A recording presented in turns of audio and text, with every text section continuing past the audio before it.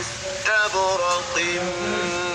متكئين فيها على الأرائك نعم الثواب وحسنت مرتفقا واضرب لهم مثلا الرجلين جعلنا لأحدهما جنتين من أعناب وحففناهما بنخل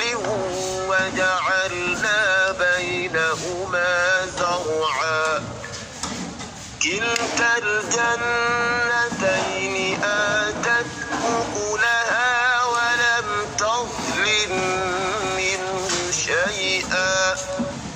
وفجرنا